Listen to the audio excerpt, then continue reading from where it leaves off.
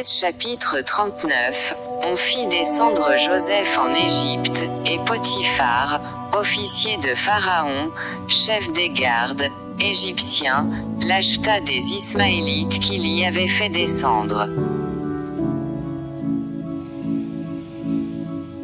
L'Éternel fut avec lui, et la prospérité l'accompagna, il habitait dans la maison de son maître, l'Égyptien. Son maître vit que l'Éternel était avec lui, et que l'Éternel faisait prospérer entre ses mains tout ce qu'il entreprenait. Joseph trouva grâce aux yeux de son maître, qu'il employa à son service, l'établit sur sa maison, et lui confia tout ce qu'il possédait.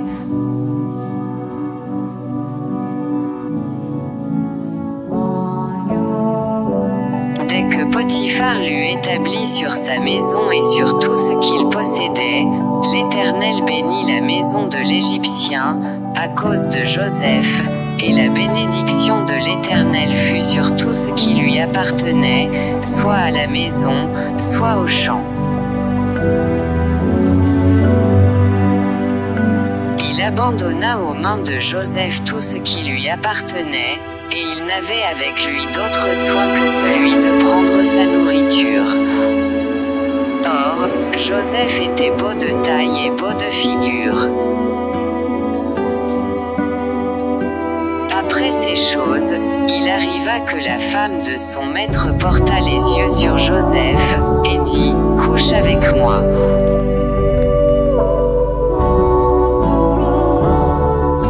Il refusa, et dit à la femme de son maître, « Voici, mon maître ne prend avec moi connaissance de rien dans la maison, et il a remis entre mes mains tout ce qui lui appartient.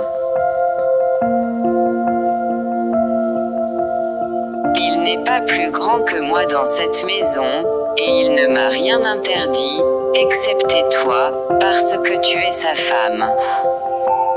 Comment ferais-je un aussi grand mal et pécherais-je contre Dieu? » Quoiqu'elle parlât tous les jours à Joseph, il refusa de coucher auprès d'elle, d'être avec elle. Un jour qu'il était entré dans la maison pour faire son ouvrage, et qu'il n'y avait là aucun des gens de la maison. Elle le saisit par son vêtement, en disant, « Couche avec moi. » Il lui laissa son vêtement dans la main, et s'enfuit au dehors. Lorsqu'elle vit qu'il lui avait laissé son vêtement dans la main, et qu'il s'était enfui dehors, elle appela les gens de sa maison, et leur dit, « Voyez, il nous a amené un Hébreu pour se jouer de nous. Cet homme est venu vers moi pour coucher avec moi, mais j'ai crié à haute voix. Et quand il a entendu que j'élevais la voix et que je criais, il a laissé son vêtement à côté de moi et s'est enfui dehors. » Et elle posa le vêtement de Joseph à côté d'elle, jusqu'à ce que son maître rentrât à la maison.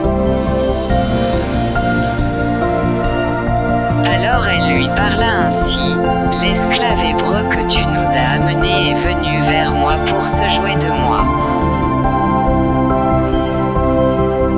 Et comme j'ai élevé la voix et que j'ai crié, il a laissé son vêtement à côté de moi et s'est enfui dehors. » Après avoir entendu les paroles de sa femme, qui lui disait, « Voilà ce que m'a fait ton esclave. » Le maître de Joseph fut enflammé de colère.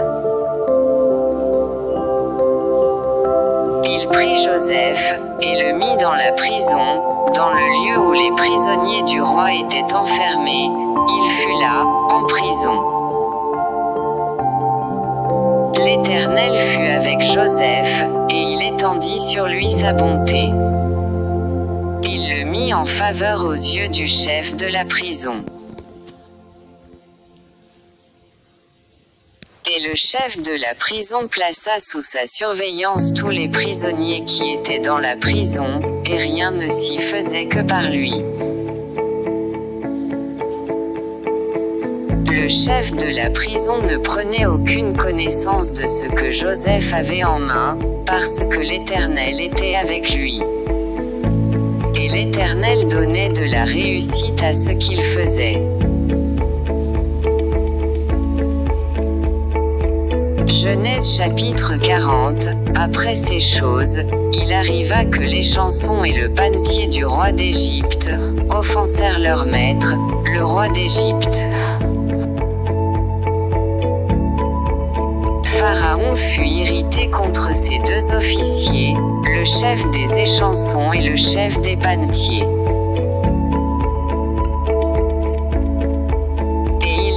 Mettre dans la maison du chef des gardes, dans la prison, dans le lieu où Joseph était enfermé. Le chef des gardes les plaça sous la surveillance de Joseph, qui faisait le service auprès d'eux, et ils passèrent un certain temps en prison.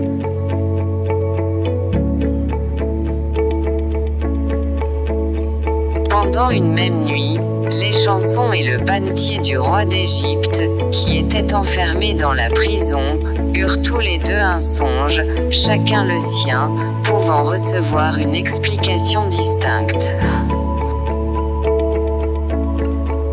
Joseph, étant venu le matin vers eux, les regarda, et voici, ils étaient tristes.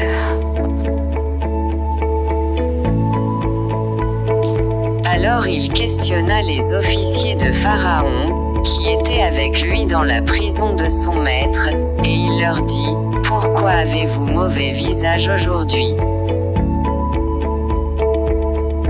Ils lui répondirent, « Nous avons eu un songe, et il n'y a personne pour l'expliquer. » Joseph leur dit, « N'est-ce pas à Dieu qu'appartiennent les explications?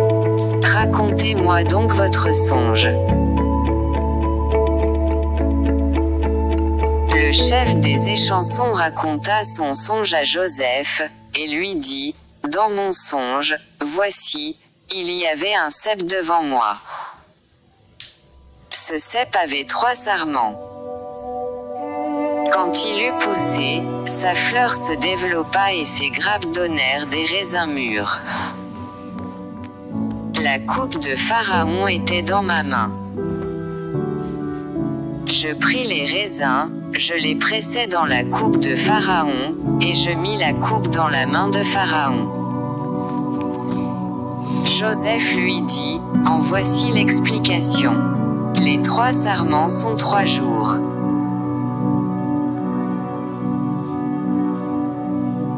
Encore 3 jours, et Pharaon relèvera ta tête et te rétablira dans ta charge. Tu mettras la coupe dans la main de Pharaon, comme tu en avais l'habitude lorsque tu étais son échanson.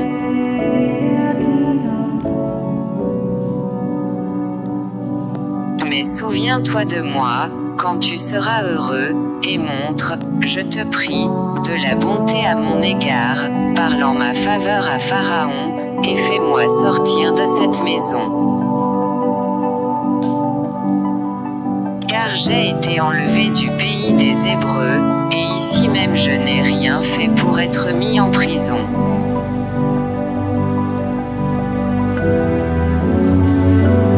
Le chef des panetiers, voyant que Joseph avait donné une explication favorable, dit, « Voici, il y avait aussi, dans mon songe, 3 corbeilles de pain blanc sur ma tête.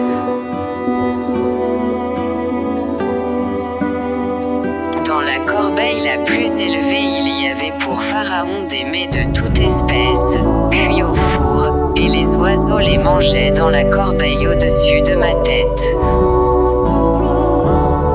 Joseph répondit, et dit, « En voici l'explication. Les 3 corbeilles sont 3 jours.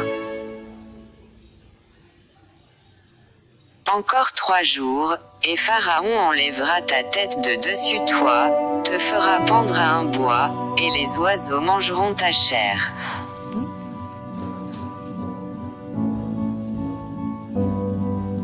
Le 3e jour, jour de la naissance de Pharaon, il fit un festin à tous ses serviteurs, et il éleva la tête du chef des échansons et la tête du chef des panetiers, au milieu de ses serviteurs.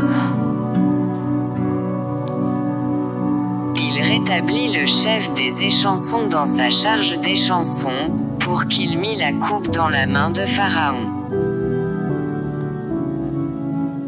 Mais il fit pendre le chef des panetiers, selon l'explication que Joseph leur avait donnée. Le chef des échansons ne pensa plus à Joseph. Il l'oublia.